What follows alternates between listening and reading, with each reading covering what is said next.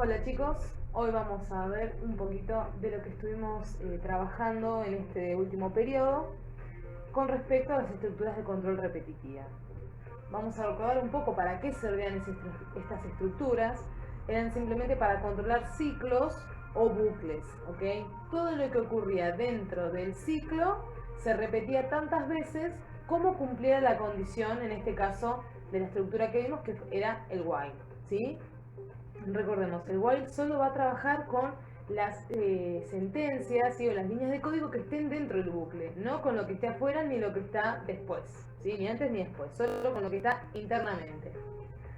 Bien, entonces vamos a resolver un pequeño algoritmo, que esto ya ustedes ya lo tienen súper claro, en el cual tenemos que escribir un código en Pascal, donde se va a realizar un promedio de 4 números. Estos números podrán ser decimales y serán ingresados por el usuario. Bueno, como siempre, cuando tenemos un enunciado, para hacer la programación, la codificación mucho más fácil, ¿sí? Antes de llegar a esa etapa, nosotros primero tenemos que analizar para luego diseñar un problema, ¿sí?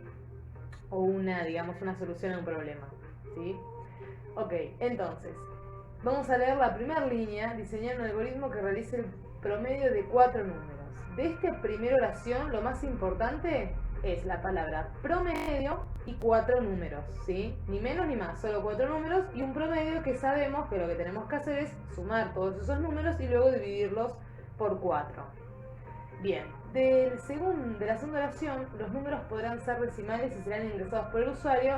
Hay dos palabras clave, ¿sí? Decimales, o sea que vamos a trabajar con números reales, y finalmente que van a ser ingresados por el usuario, o sea que nosotros no los tenemos que ingresar ni generar, solamente el usuario atrás del teclado.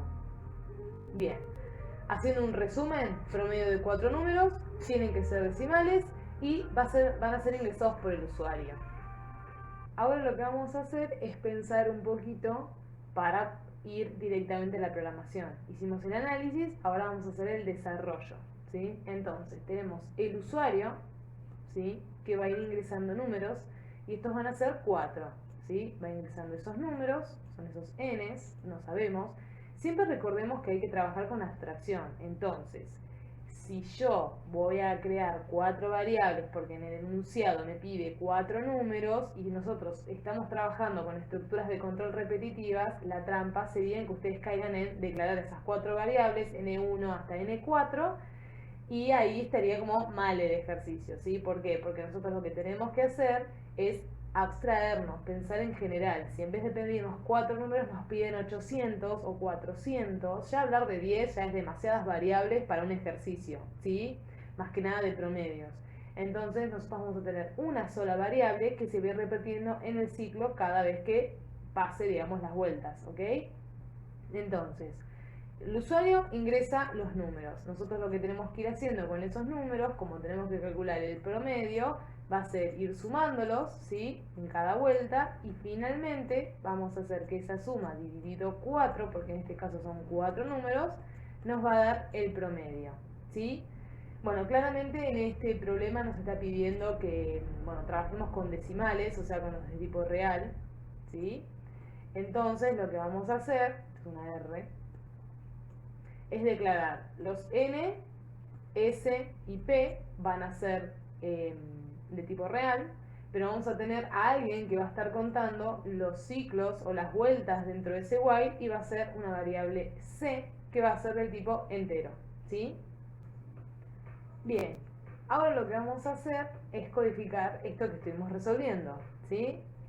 Entonces, habíamos dicho que teníamos los números que ingresaba la persona, teníamos una variable que va a guardar o acumular esos números, que va a ser la suma de ellos, y finalmente vamos a tener al promedio, ¿sí?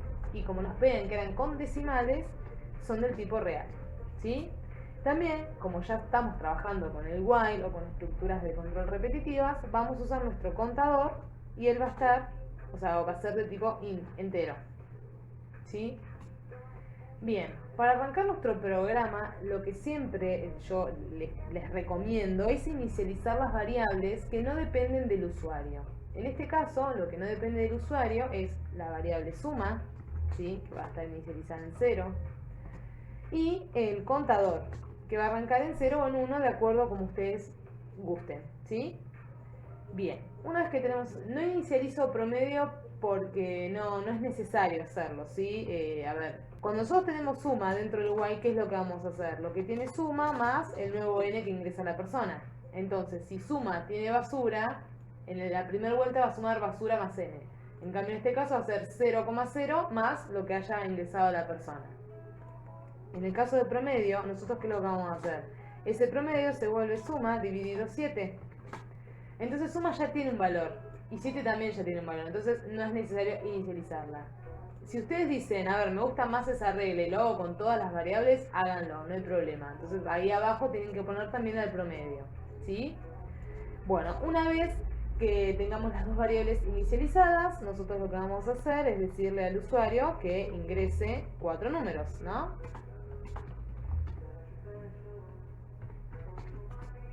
En vez de empezar o decirle, bueno, ingrese ya de una, arrancamos con el while. Y esto va a depender, o sea, como son 4 vueltas, mientras que el contador sea menor o igual que 4, hacer. Arrancamos nuestras llaves de guinean y adentro sí hacemos la lectura del número.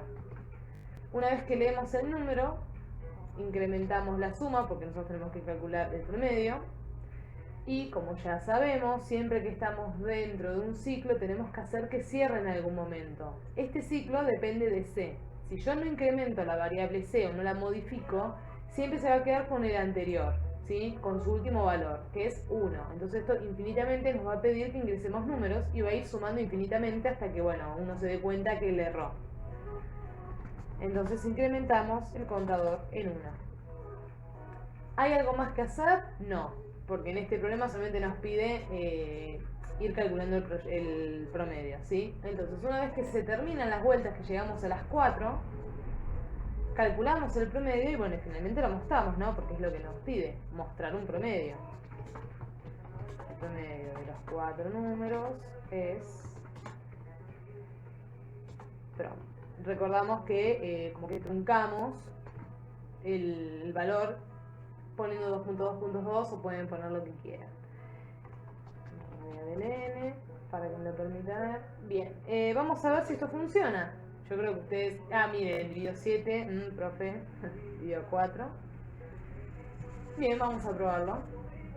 Compila exitosamente, me dice ingrese 4 números. Bueno, ingresamos 4. El promedio es de 7.23. Si yo le saco esto me lo va a mostrar con número tipo exponencial, con notación científica.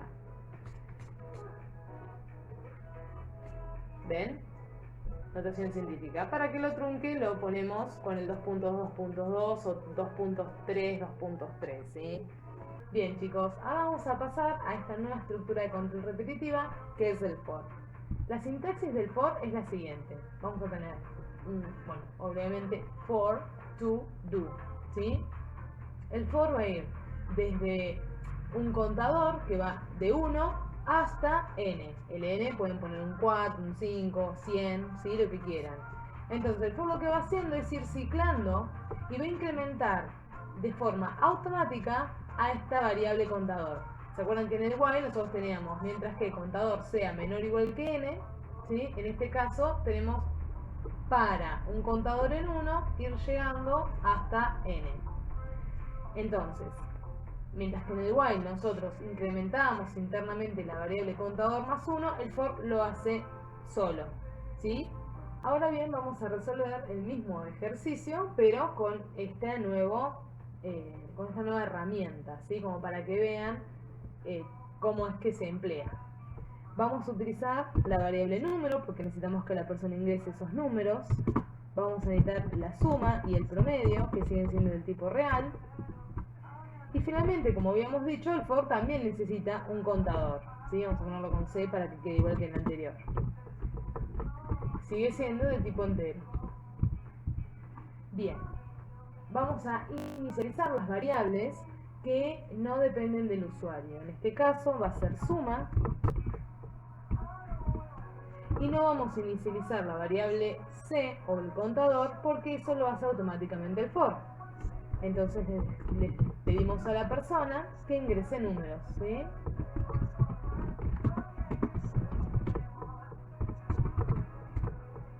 Como habíamos dicho la otra vez, no le pedimos que ahora, no le ponemos, digamos, el real del n, sino que simplemente arrancamos y usamos la estructura for. El for lo que hace es inicializar la variable, ¿sí? Como ya habíamos hecho antes, arriba, después del suma, pero lo hace de forma automática. Para c igual a 1, ir hasta n, en este caso es 4, y hacer lo siguiente. ¿Qué es lo que va a hacer? Bueno, nosotros vamos a tener que ingresar un número, ¿sí? Y también lo vamos a ir sumando, ¿sí? Lo vamos a ir acumulando. Como tenemos dos líneas dentro del for, también tenemos que escribir la llave begin, ¿sí? Obviamente abrirla y cerrarla. En este caso, como ven, no necesitamos incrementar el contador en 1 o de 1 en 1 porque lo hace el for solo, ¿sí? El for incrementa de 1 en 1 a la variable c. Finalmente calculamos el promedio y lo mostramos, ¿no?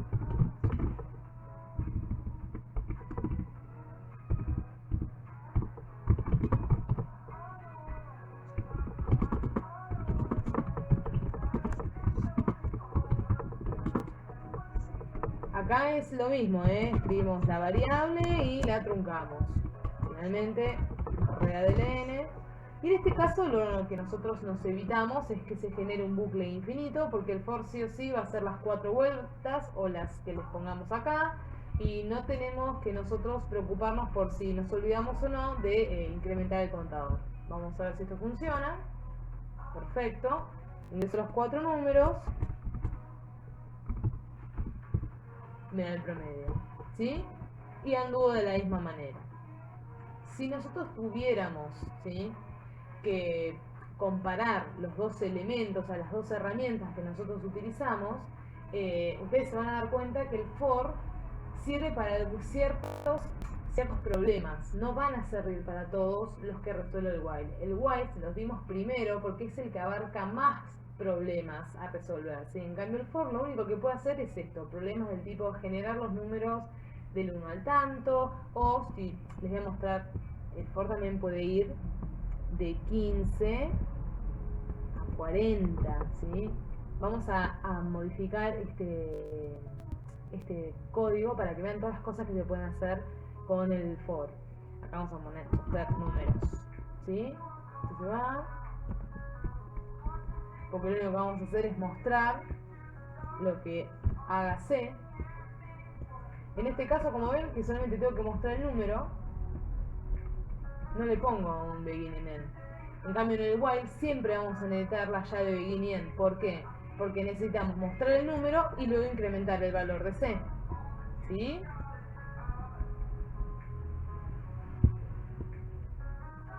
Sacamos todas las variables que no utilizamos y ahí queda más cortito, ¿no? Bien, vamos a ver si esto está bien. Ahí le erré. Ah, porque va a leer C. Y acá vamos a mostrar.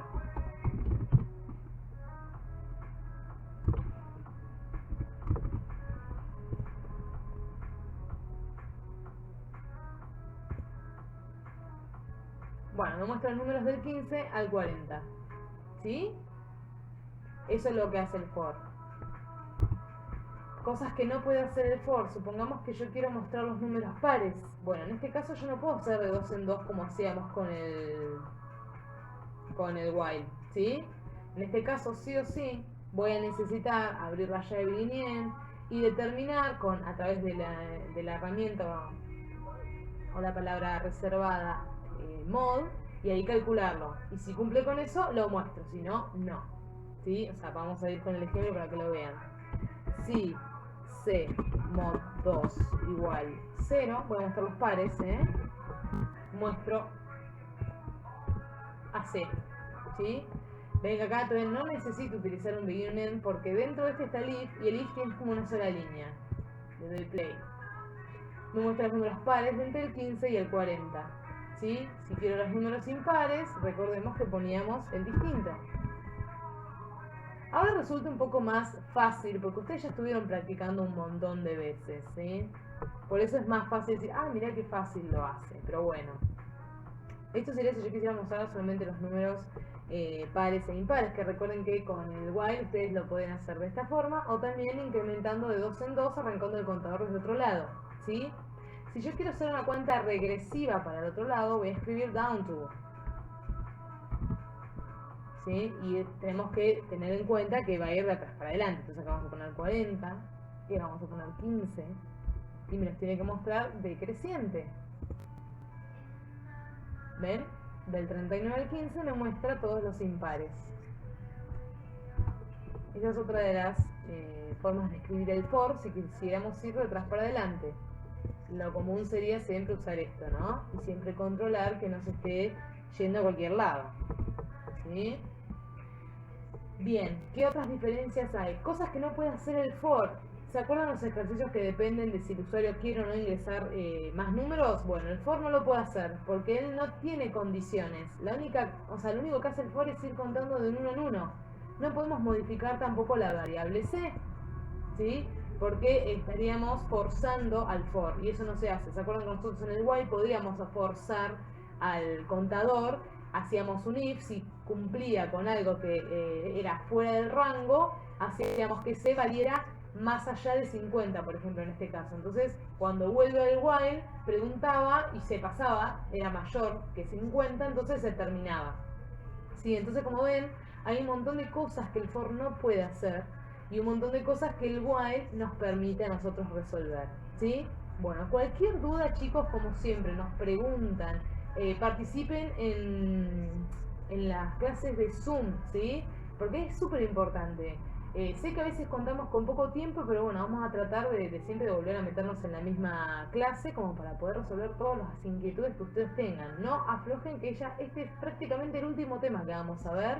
Y ahora simplemente es pulir todo el conocimiento que ustedes tengan para que no ocurran errores, ni siquiera que odien el else, por ejemplo, que en este caso también lo pueden utilizar, ¿no?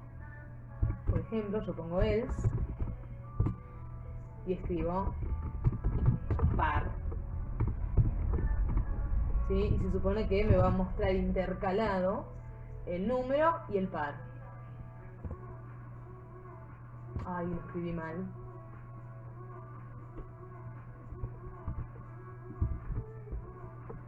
Vamos otra vez.